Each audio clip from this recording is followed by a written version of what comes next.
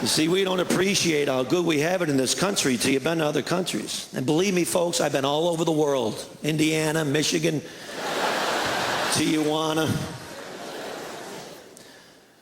Vancouver. There's no better place than North America, man. We're always bailing somebody out. People hit us up all the time. Feed the kids in Colombia. Hey, feed your own kids in Colombia. How about that novel idea? Catching some of that cocaine money, man. Here's the country's biggest export is coffee and cocaine. The place still looks like crap. It's like, come on, man, you're up all night. Pick up a broom for crying out loud. Thank you very much. God bless you guys.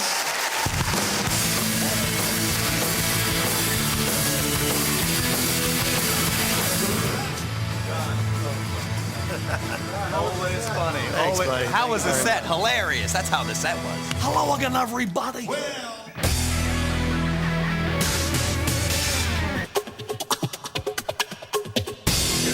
These are my jokes. But when women listen, I'm getting so old I had to write it out 3 times. like the secret of Because the I heard on the universe is radio if you passing do it between 3 them. times, it sinks You ever into watch your women having a subconscious. conversation from across the...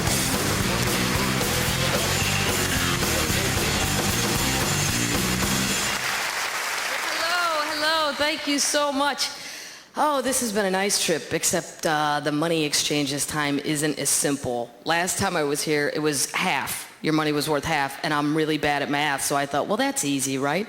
But then I went shopping, and I saw shoes that were 50% off. I'm like, well, then they're free, right? See, you guys got it. I don't know why American Express can't figure it out. It's still a pending investigation. I'm like, get a pencil, jackass. 50 minus 50. Hello, nothing. This is a nice country, and I am glad to get out of the United States because, believe me, I have been to all 68 states, and we have some problem areas. Every time I see all those nice travel books in bookstores, I think I should write one as a public service thing for free called Skip It. Just so people know an honest opinion, and like the first 12 pages of my book would be blank, and you'd be like, what the hell is this? And I'd go, see, that was North Dakota. Now, let's move on to the entire South.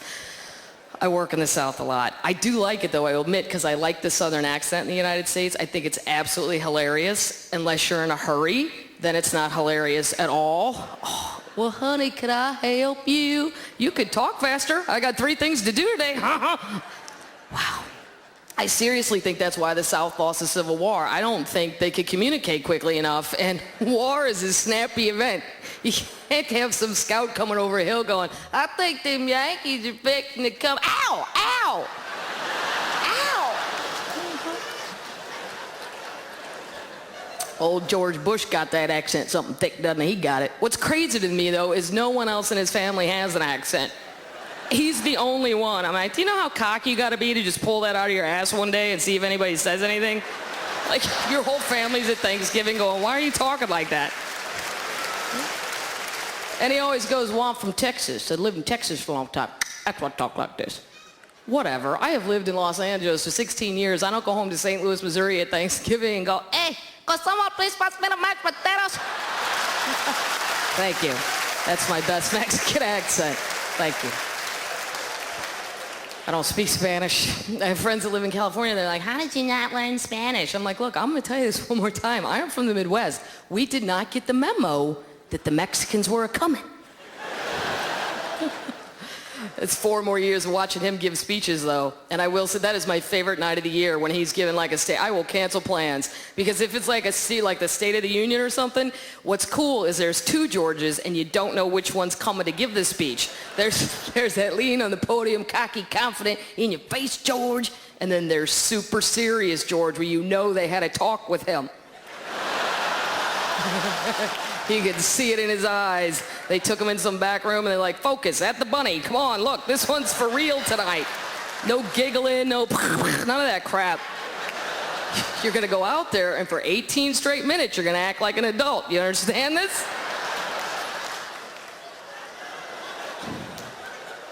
I like it when it's not a prepared speech, too. When he's free talking, I love it when he's free talking, because he'll always take the time to explain things to us the way they explained it to him.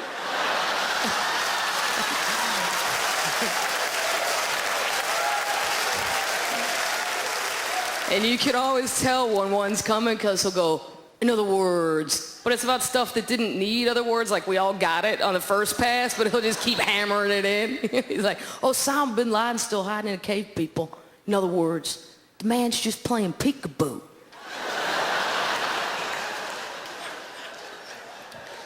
It's crazy. When you leave the United States, people can't believe he's our president. There's a comedy festival in Ireland. Every year I go, and just total random people come right up and go, you're American. Can you believe George Bush is your president? Like, yes, ma'am, I can believe he's the president. I go, you know who can't believe it? Jeb Bush. You know, every time another hurricane comes through, he's just shoving pencils in his eyes, going, how the hell did this happen? I'm the smart one. George still hasn't gotten Osama. He got Saddam Hussein, who is now in prison writing a book. And I must admit, I think I'm going to buy the book. Not because I think he's a good person, but I am fascinated with the fact that he killed 53 of his own relatives. 53. I'm like, you know, I think we all have a relative or two. Realistically, we could do without seeing again. But 53, I mean, at what point do you step back and go, is it me?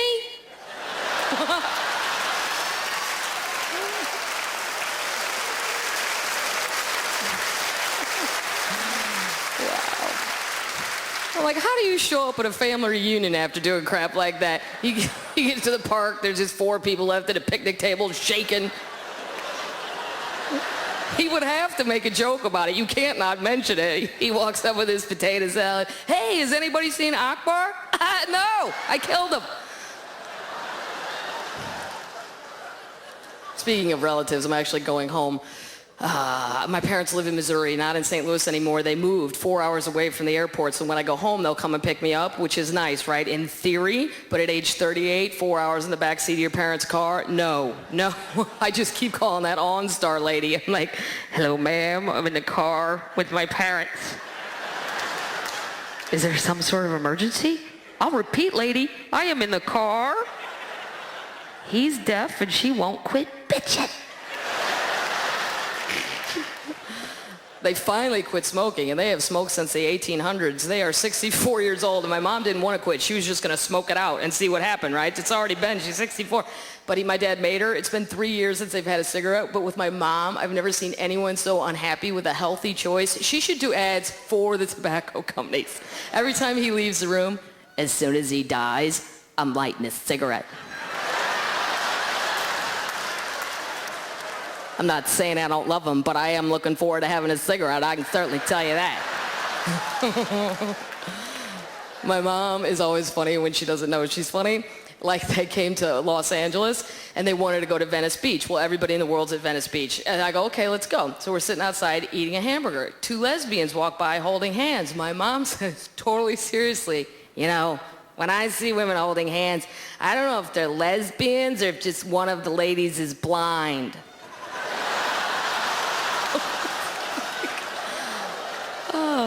I'm like, well, why don't you throw some quarters at them, Mom? If they catch them, well, no, they're lesbians. My mom thinks nobody's gay. My dad thinks everybody's gay. Everybody. Doesn't matter who's on TV. Oh, no, he's a queer. Like, Dad, that's the Pope. Well, you never see him with a woman. That's all I'm saying. Hey, guys, that's it for me. Thank you so much for laughing. Have fun.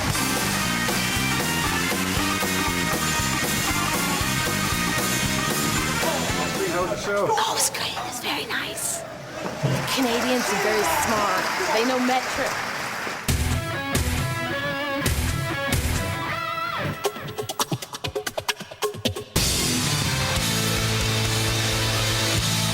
Thank you. How y'all doing out there? Good. I'm sorry about my outfit. I just come from a wedding. All right. I had a horrible nightmare last night. I dreamt I drunk the world's largest margarita and woke up this morning, there was salt on the toilet lid. Yeah. Thank God I didn't eat the worm in there. I'll tell you that much right there. Oh, that wouldn't be good. It was a rough night.